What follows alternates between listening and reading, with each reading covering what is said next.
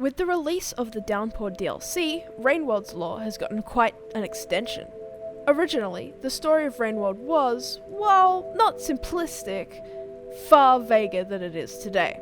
While of course, even with Downpour, a lot of the story is still missing, much more can be pieced together. From the origin of the Survivor and Monk to the future of the Iterators after the Monk storyline. But I'd better start at the beginning. Hi, I'm the Nebulae Collective, or Nebulae for short. And in this video, there is a heavy spoiler warning for the endings of all Slugcats, along with lore spoilers. Please, Rain World is one of, if not my most favourite game. It is a masterpiece, and I genuinely suggest you play it before watching. If that doesn't interest you, you've already played the game, or you just don't care about spoilers, enjoy! But before I start the lore dump, I should probably give a bit of background information on what Rain World is. Rain World is a game about a slug-like cat. A slug cat, if you will, whose ultimate goal is survival. You play in the ruins of an ancient industrial civilization, dodging predators, finding food, and avoiding the bullet-force rain that arrives at the end of every day. As you play, you'll come across various NPCs, Iterators, giant supercomputers that tower over the landscape, and echoes, the ghosts of the ancient race that built the world around you. You'll learn from these creatures that you're stuck in a cycle of life and death, never able to truly die. That all living things are stuck in this cycle, where death isn't the end. You travel far until, beneath the earth, you find the sea which dissolves your body, and you ascend. That's what happens in a normal run. Other Slugcats have other storylines and endings, which we will explore.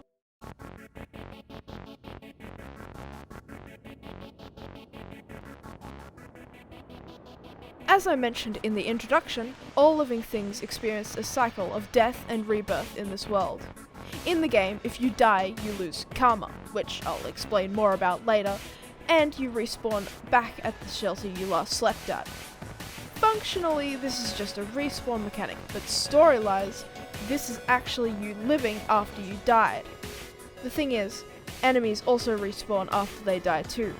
Now, hundreds of thousands, even millions of cycles before any of these other Slugcats, the creatures that lived there, known as the Ancients, were stuck in this great cycle.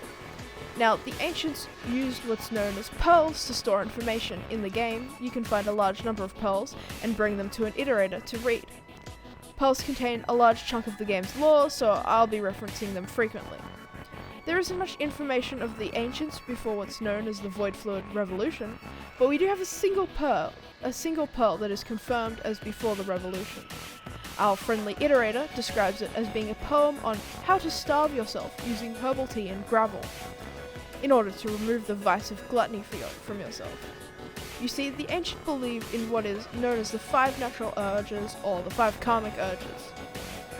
The 5 urges are violence/wrath, lust, attachment, gluttony, and survival. These symbols represent the first 5 karma levels you see in the game. The void fluid is a substance that slowly dissolves the ground beneath your feet. As ground piles atop the already existing ground, the void fluid dissolves the rock beneath it. When the Ancients drilled down with their great machines, they began to strike pockets of this fluid. They kept drilling further and came across the Void Sea. Now, as void fluid can dissolve rock, it can also dissolve bodies. Permanently. The void fluid was the way to cross yourself out, to leave the mortal coil. This excited the Ancients greatly, but horror stories began emerging of those whose egos were so big that even the void fluid couldn't kill them, and they were left behind as ghosts. These ghosts were known as echoes, and in a normal playthrough you can find them, and they'll increase your max karma level. And so, with the void fluid enabling them, the Ancients built the Iterators to solve the problem of some people not fully dying.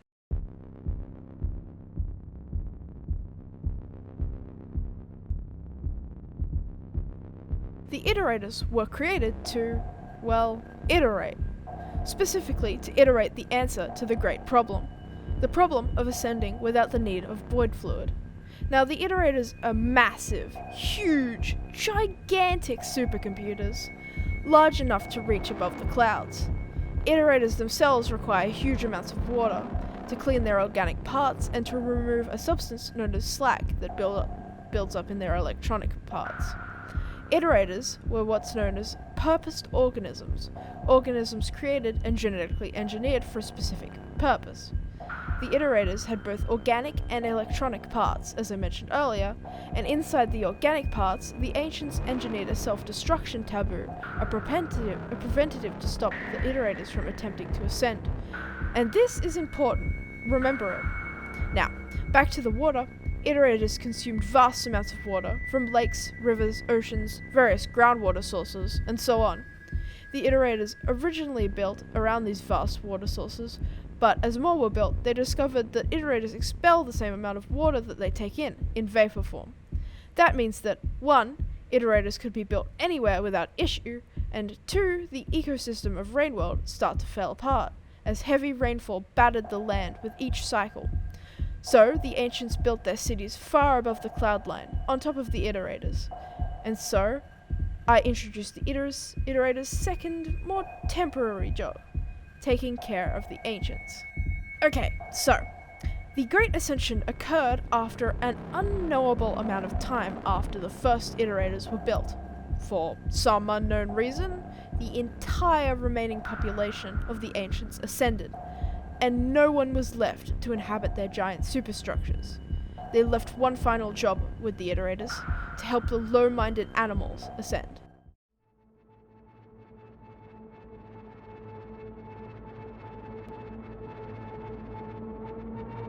An unknown number of cycles after the transcendence of the ancients, an iterator named Silver of Straw found something relating to the Great Cycle. Silver of Straw broadcasted the triple affirmative.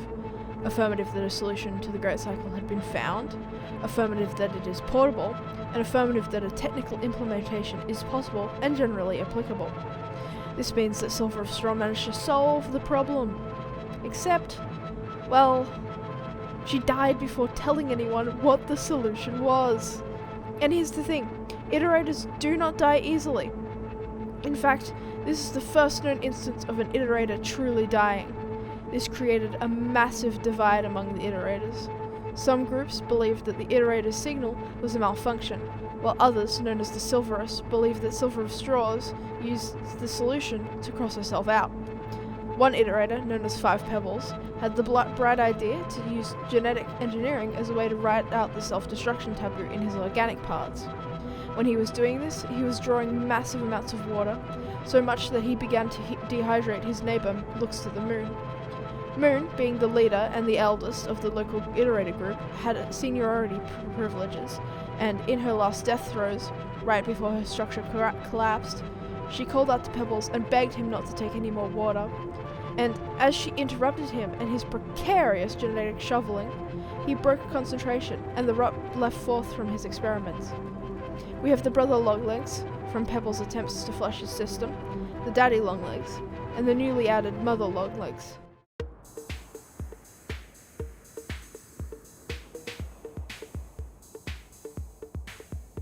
Now, for a lot of these, there are multiple endings, so I'm going with the canon, in quotes, ending.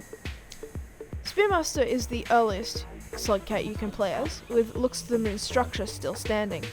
Spearmaster is the Slugcat of an iterator, Seven Red Suns, a friend of Five Pebbles. Spearmaster is sent out to Five Pebbles in order to deliver a message. When Spearmaster reaches Five Pebbles takes the pearl lodged inside Spearmaster and rips it out in anger. Spearmaster travels to Moon, who, upon reading the pearl herself, rewrites the message and sends Spearmaster out to a communications array to send the pearl to the local iterator group. It's implied that after Spearmaster delivers the pearl to the comms array, it heads back to be a companion to Seven Red Suns. Those astute of you will notice that I skipped the Artificer. That's because the Artificer's story is mostly character-driven and doesn't lead very much into the main story. Anyway, the Hunter is sent by another iterator, No Significant Harassment, to revive Moon with something known as a slag reset key. Hunter is infected with a strange sickness, like cancer, but it's also implied to be the rot. Once Hunter delivers the slag reset key, it ascends.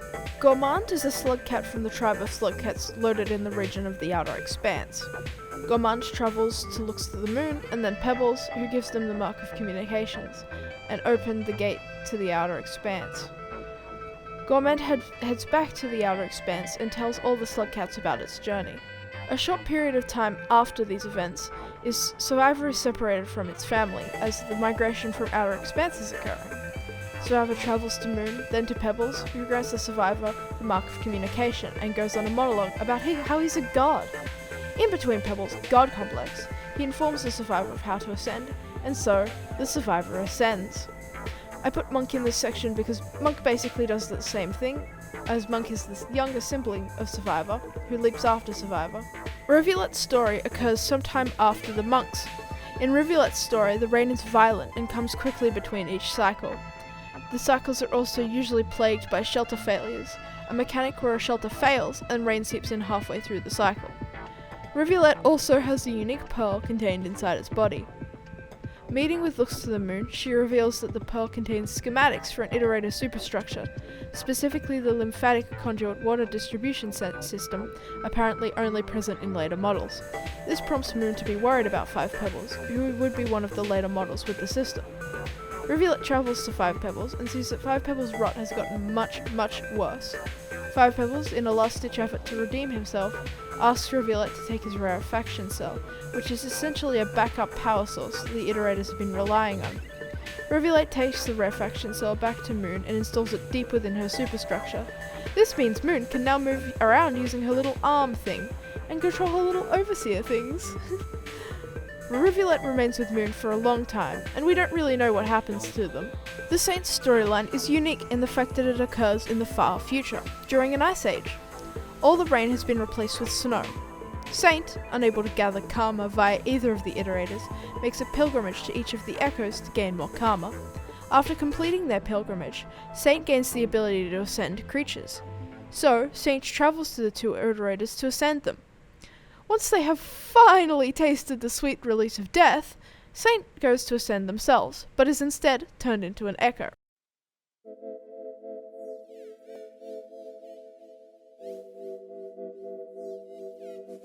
And that's a basic rundown of Rain World's lore.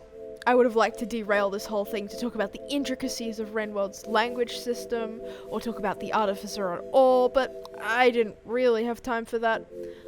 Anyway, have a good day, night, and goodbye.